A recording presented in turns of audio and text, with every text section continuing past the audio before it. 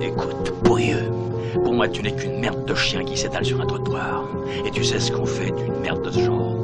On peut l'enlever soigneusement avec une pelle, on peut laisser la pluie et le vent la balayer, ou bien on peut l'écraser. Alors si tu veux un conseil d'ami, choisis bien l'endroit où tu chieras. Yeah,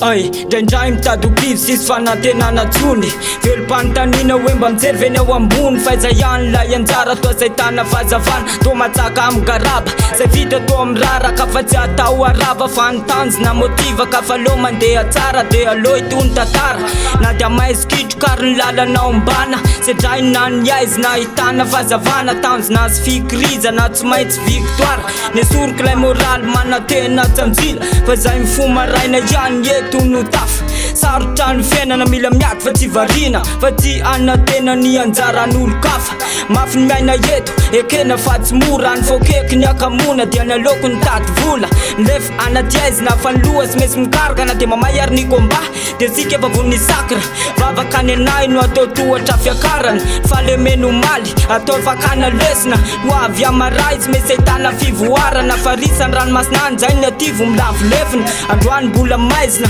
nefa manatena fa ho avy le fahazavana nandrasako atry ny ela kotrana fasikapoka le tsika avy ny anjera fa niady tsy azo avela raha sy mahazo fandresena mila kivy zany fa le iodina ny lera mila miesika fa sa hoe latavela miezaka miarina raha sendra mba mianjera fa nadiadiany no ahitana fandresena fa nakivina laviro dia mila manatena sy mila kivy zany fa le iodina ny lera mila miesika fa sa hoe latavela miezaka miarina raha sendra mba mianjera fa nadiadiany no ahitana fandresena ny ativina laviro dia mila manatena dia mila manatena